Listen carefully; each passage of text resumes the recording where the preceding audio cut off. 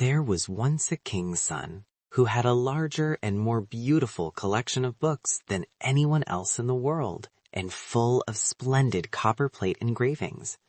He could read and obtain information respecting every people of every land, but not a word could he find to explain the situation of the Garden of Paradise, and this was just what he most wished to know.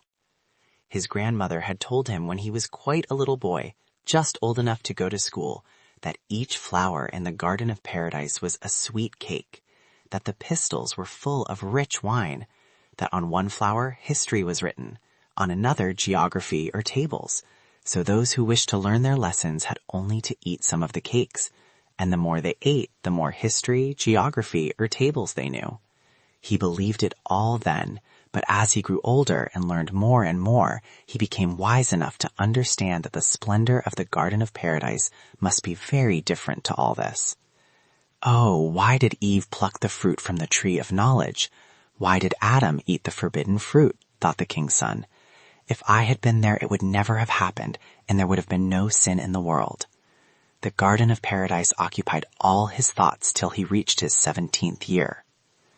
One day he was walking alone in the wood, which was his greatest pleasure, when evening came on.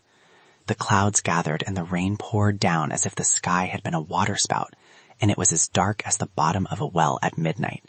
Sometimes he slipped over the smooth grass or fell over stones that projected out of the rocky ground. Everything was dripping with moisture, and the poor prince had not a dry thread about him. He was obliged at last to climb over great blocks of stones, with water spurting from the thick moss. He began to feel quite faint when he heard a most singular rushing noise and saw before him a large cave from which came a blaze of light. In the middle of the cave an immense fire was burning, and a noble stag with its branching horns was placed on a spit between the trunks of 2 pine trees. It was turning slowly before the fire, and an elderly woman, as large and strong as if she had been a man in disguise, sat by, throwing one piece of wood after another into the flames. "Come in," she said to the prince. "Sit down by the fire and dry yourself." "There's a great draught here," said the prince, as he seated himself on the ground. "It will be worse when my sons come home," replied the woman. "You are now in the cavern of the winds, and my sons are the 4 winds of heaven. Can you understand that?" "Where are your sons?" asked the prince. "It is difficult to answer stupid questions," said the woman. "My sons have plenty of business on hand. They are playing at shuttlecock with the clouds up yonder in the king's hall," and she pointed upwards. "Oh, indeed," said the prince, "but you speak more roughly and harshly and are not so gentle as the women I am used to."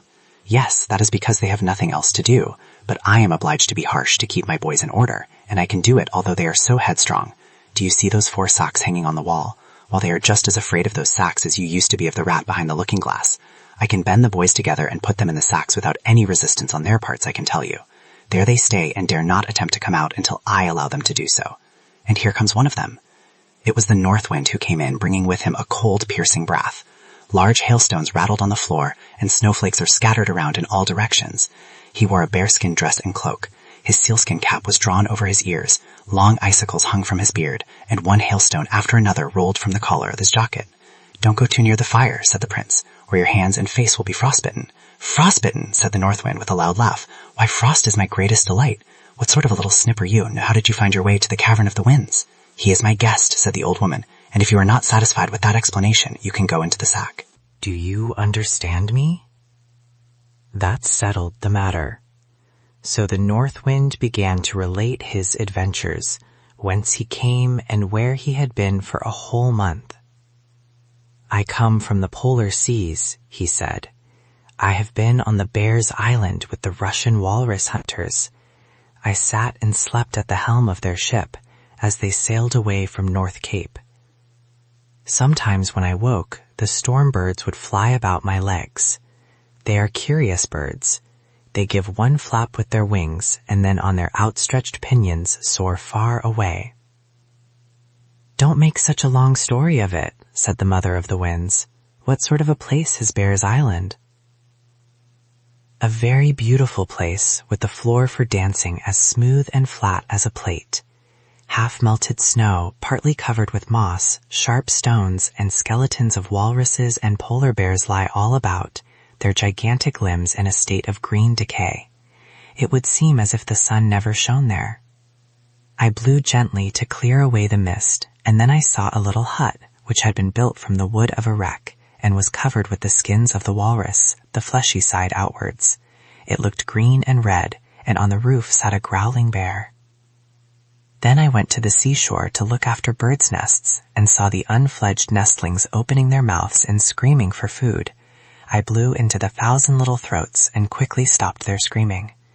Farther on were the walruses with pigs' heads and teeth a yard long, rolling about like great worms. "You relate your adventures very well, my son," said the mother.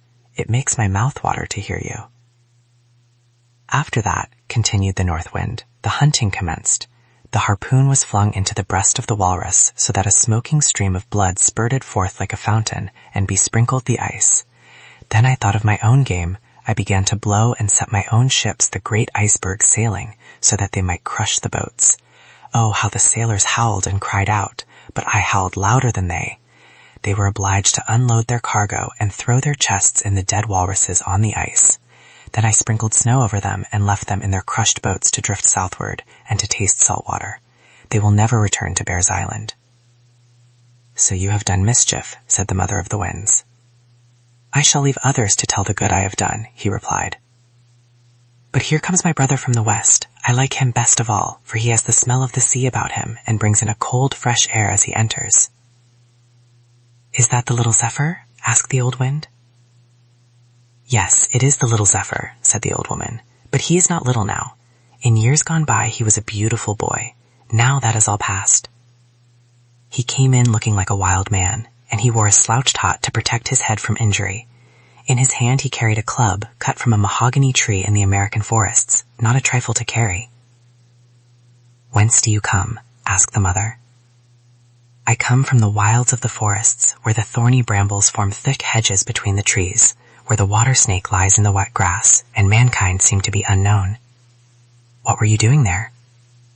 "I looked into the deep river and saw it rushing down from the rocks. The water drops mounted to the clouds and glittered in the rainbow. I saw the wild buffalo swimming in the river, but the strong tide carried him away amidst a flock of wild ducks, which flew into the air as the waters dashed onwards, leaving the buffalo to be hurled over the waterfall. This pleased me, so I raised a storm, which rooted up old trees and sent them floating down the river." "And what else have you done?" asked the old woman. "I have rushed wildly across the savannas. I have stroked the wild horses and shaken the coconuts from the trees.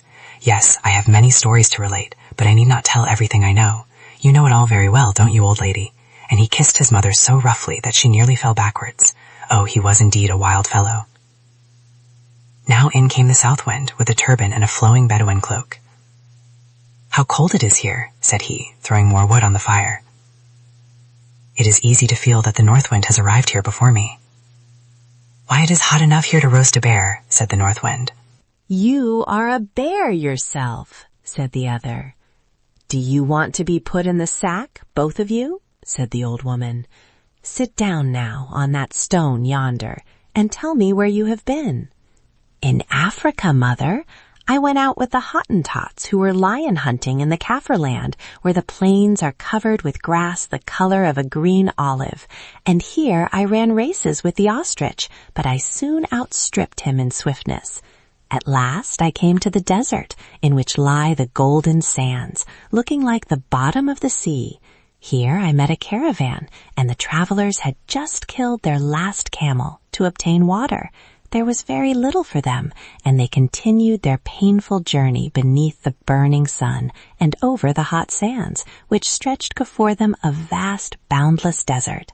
Then I rolled myself in the loose sand and whirled it in burning columns over their heads.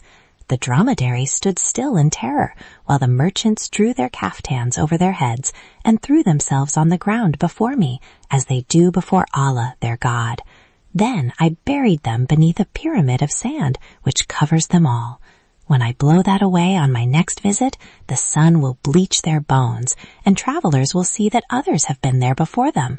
Otherwise, in such a wild desert, they might not believe it possible." "So you have done nothing but evil," said the mother. "Into the sack with you." And before he was aware, she had seized the south wind round the body and popped him into the bag. He rolled about on the floor till she sat herself upon him to keep him still. "These boys of yours are very lively," said the prince. "Yes," she replied, "but I know how to correct them when necessary, and here comes the fourth." In came the East Wind, dressed like a Chinese. "Oh, you come from that quarter, do you?" said she. "I thought you had been to the Garden of Paradise." "I am going there tomorrow," he replied. "I have not been there for 100 years. I have just come from China, where I danced round the porcelain tower till all the bells jingled again. In the streets an official flogging was taking place, and bamboo canes were being broken on the shoulders of men of every high position, from the 1st to the 9th grade. They cried, 'Many thanks, my fatherly benefactor,' but I am sure the words did not come from their hearts, so I rang the bells till they sounded ding, ding, dong." "You are a wild boy," said the old woman. "It is well for you that you are going tomorrow to the Garden of Paradise. You always get improved in your education there. Drink deeply from the fountain of wisdom while you are there, and bring home a bottleful for me." "That I will," said the East Wind. "But why have you put my brother's sack in a bag? Let him out, for I want him to tell me about the phoenix bird. The princess always wants to hear of this bird when I pay her my visit every 100 years. If you will open the sack, sweetest mother, I will give you 2 pocketfuls of tea, green and fresh as when I gathered it from the spot where it grew." "Well, for the sake of the tea, and because you are my own boy, I will open the bag." She did so, and the south wind crept out, looking quite cast down because the prince had seen his disgrace. "There is a palm leaf for the princess," he said. "The old phoenix, the only one in the world, gave it to me himself. He has scratched on it with his beak the whole of his history during the 100 years he has lived. She can there read how the phoenix set fire to his own nest and sat upon it while it was burning like a Hindu widow. The dry twigs around the nest crackled and smoked till the flames burst forth and consumed the phoenix to ashes. Amidst the fire lay an egg, red hot, which presently burst with a loud report, and out flew a young bird. He is the only phoenix in the world and the king over all the other birds. He has bitten a hole in the leaf which I give you, and that is his greeting to the princess. Now let us have something to eat," said the mother of the winds. So they all sat down to feast on the roasted stag, and as the prince sat by the side of the East Wind, they soon became good friends. "Pray tell me," said the prince, "who is that princess of whom you have been talking, and where lies the Garden of Paradise?" "Ho, ho," said the East Wind. "Would you like to go there? Well, you can fly off with me tomorrow, but I must tell you one thing. No human being has been there since the time of Adam and Eve. I suppose you have read of them in your Bible." "Of course I have," said the prince. "Well," continued the East Wind, "when they were driven out of the Garden of Paradise, it sunk into the earth, but it retained its warm sunshine, its balmy air, and all its splendor. The fairy queen lives there, in the island of happiness, where death never comes and all is beautiful. I can manage to take you there tomorrow if you will sit on my back, but now don't talk any more, for I want to go to sleep." And then they all slept. When the prince awoke in the early morning, he was not a little surprised at finding himself high up above the clouds. He was seated on the back of the East Wind, who held him faithfully, and they were so high in the air that woods and fields, rivers and lakes, as they lay beneath them, looked like a painted map. "Good morning," said the East Wind. "You might have slept on a while, for there is very little to see in the flat country over which we are passing, unless you like to count the churches. They look like spots of chalk on a green board." The green board was the name he gave to the green fields and meadows. "It was very rude of me not to say goodbye to your mother and your brothers," said the prince. "They will excuse you as you were asleep," said the East Wind, and then they flew on faster than ever. The leaves and branches of the trees rustled as they passed. When they flew over seas and lakes, the waves rose higher, and the large ships dipped into the water like diving swans. As darkness came on towards evening, the great towns looked charming. Lights were sparkling, now seen, now hidden, just as the sparks go out one after another on a piece of burnt paper.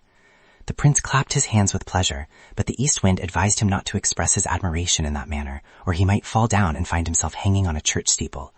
The eagle in the dark forests flies swiftly, but faster than he flew the East Wind. The Cossack on his small horse rides lightly over the plains, but lighter still past the prince on the winds of the wind. "There are the Himalayas, the highest mountains in Asia," said the East Wind. "We shall soon reach the Garden of Paradise now." Then they turned southward, and the air became fragrant with the perfume of spices and flowers. Here figs and pomegranates grew wild, and the vines were covered with clusters of blue and purple grapes.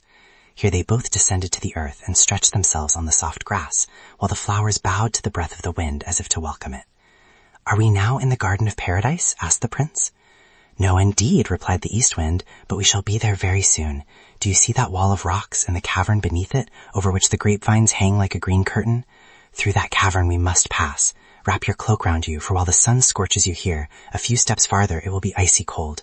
The bird flying past the entrance to the cavern feels as if one were in the region of summer and the other in the depths of winter." "So this then is the way to the Garden of Paradise?" asked the prince, as they entered the cavern. It was indeed cold, but the cold soon passed, for the East Wind spread his wings, and they gleamed like the brightest fire. As they passed on through this wonderful cave, the prince could see great blocks of stone, from which water trickled, hanging over their heads in fantastic shapes. Sometimes it was so narrow that they had to creep on their hands and knees, while at other times it was lofty and wide, like the free air. It had the appearance of a chapel for the dead, with petrified organs and silent pipes. "We seem to be passing through the valley of death to the Garden of Paradise," said the prince. But the East Wind answered not a word, only pointed forwards to a lovely blue light which gleamed in the distance. The blocks of stone assumed a misty appearance, till at last they looked like white clouds in moonlight. The air was fresh and balmy, like a breeze from the mountains perfumed with flowers from a valley of roses. A river, clear as the air itself, sparkled at their feet, while in its clear depths could be seen gold and silver fish sporting in the bright water, and purple eels emitting sparks of fire at every moment, while the broad leaves of the water lilies that floated on its surface flickered with all the colors of the rainbow. The flower in its color of flame seemed to receive its nourishment from the water, as a lamp is sustained by oil. A marble bridge of such exquisite workmanship that it appeared as if formed of lace and pearls led to the island of happiness, in which bloomed the Garden of Paradise. The East Wind took the prince in his arms and carried him over, while the flowers and the leaves sang the sweet songs of his childhood in tones so full and soft that no human voice could venture to imitate. Within the garden grew large trees full of sap, but whether they were palm trees or gigantic water plants, the prince knew not. The climbing plants hung in garlands of green and gold, like the illuminations on the margins of old missals, or twined among the initial letters. Birds, flowers, and festoons appeared intermingled in seeming confusion. Close by, on the grass, stood a group of peacocks with radiant tails outspread to the sun. The prince touched them and found, to his surprise, that they were not really birds, but the leaves of the burdock tree, which shone with the colors of a peacock's tail. The lion and the tiger, gentle and tame, were springing about like playful cats among the green bushes, whose perfume was like the fragrant blossom of the olive. The plumage of the wood pigeon glistened like pearls as it struck the lion's mane with its wings, while the antelope, usually so shy, stood near, nodding its head as if it wished to join in the frolic. The Fairy of Paradise next made her appearance. Her raiment shone like the sun, and her serene countenance beamed with happiness like that of a mother rejoicing over her child. She was young and beautiful, and a train of lovely maidens followed her, each wearing a bright star in her hair. The East Wind gave her the palm leaf on which was written the history of the phoenix, and her eyes sparkled with joy. She then took the prince by the hand and led him into her palace, the walls of which were richly colored like a tulip leaf when it is turned to the sun. The roof had the appearance of an inverted flower, and the colors grew deeper and brighter to the gazer. The prince walked to a window and saw what appeared to be the tree of knowledge of good and evil, with Adam and Eve standing by, and the serpent near them.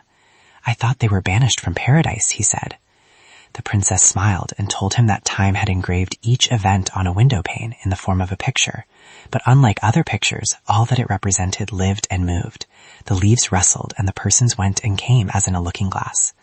He looked through another pane and saw the ladder in Jacob's dream, on which the angels were ascending and descending with outspread wings. All that had ever happened in the world here lived and moved on the panes of glass, in pictures such as time alone could produce. The fairy now led the prince into a large lofty room with transparent walls through which the light shone. Here were portraits, each one appearing more beautiful than the other, millions of happy beings whose laughter and song mingled in one sweet melody.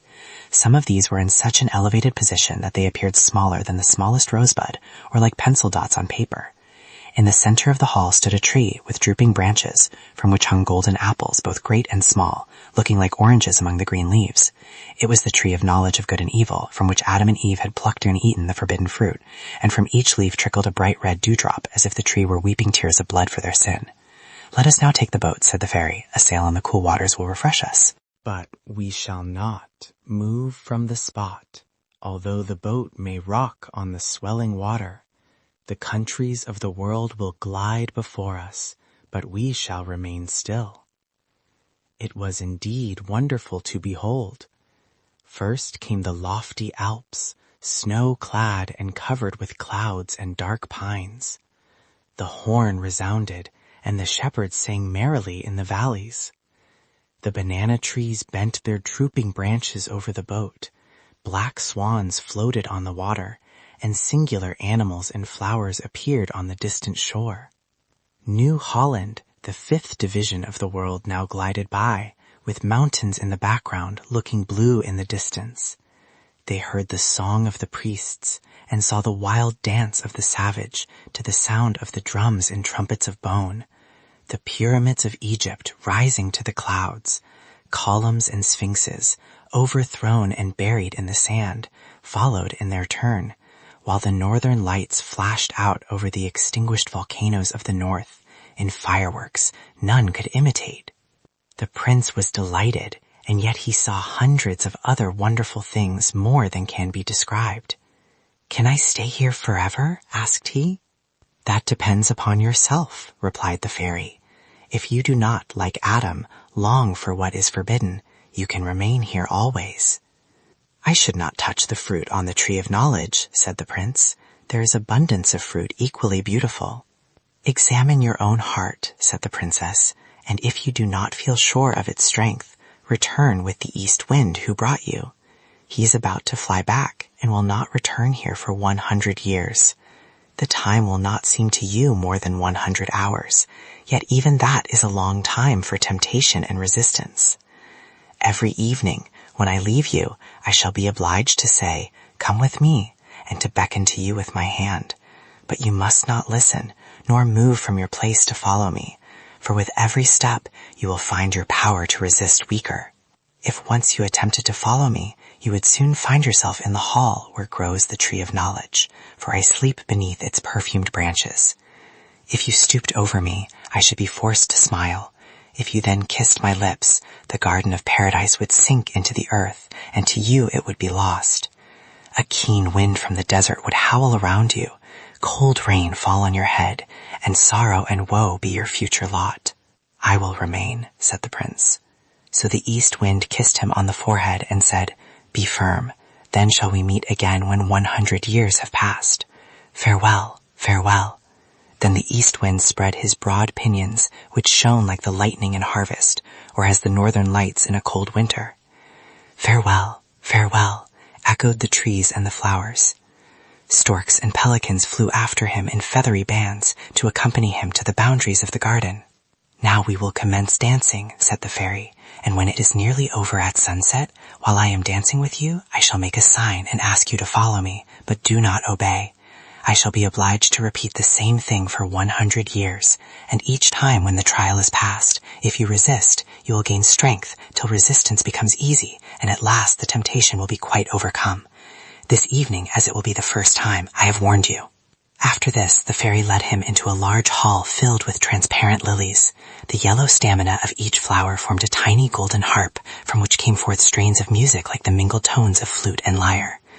Beautiful maidens, slender and graceful in form, and robed in transparent gauze, floated through the dance and sang of the happy life in the garden of paradise, where death never entered, and where all would bloom forever in immortal youth.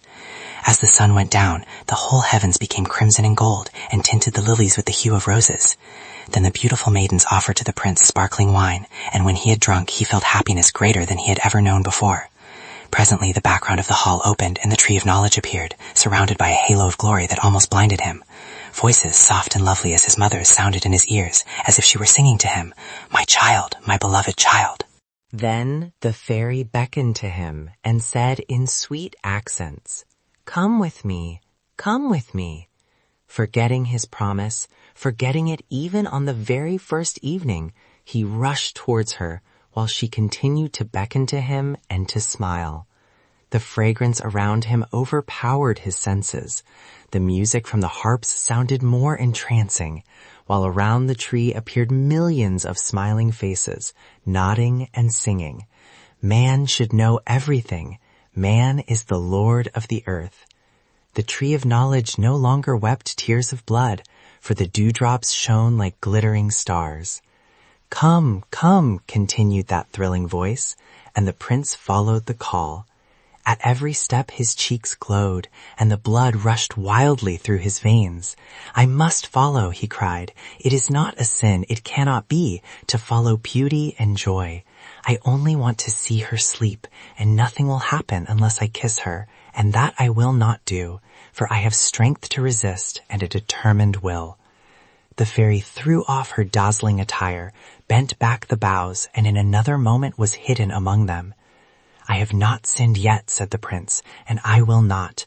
And then he pushed aside the boughs to follow the princess. She was lying already asleep, beautiful as only a fairy in the garden of paradise could be. She smiled as he bent over her, and he saw tears trembling out of her beautiful eyelashes. Do you weep for me? He whispered. Oh, weep not, thou loveliest of women. Now do I begin to understand the happiness of paradise. I feel it to my inmost soul, in every thought. A new life is born within me. One moment of such happiness is worth an eternity of darkness and woe. He stooped and kissed the tears from her eyes and touched her lips with his. A clap of thunder, loud and awful, resounded through the trembling air. All around him fell into ruin. The lovely fairy, the beautiful garden, sunk deeper and deeper. The prince saw it sinking down in the dark night till it shone only like a star in the distance beneath him. Then he felt a coldness like death creeping over him. His eyes closed and he became insensible. When he recovered, a chilling rain was beating upon him, and a sharp wind blew on his head. Alas, what have I done? He sighed. I have sinned like Adam, and the garden of paradise has sunk into the earth. He opened his eyes and saw the star in the distance, but it was the morning star in heaven which glittered in the darkness.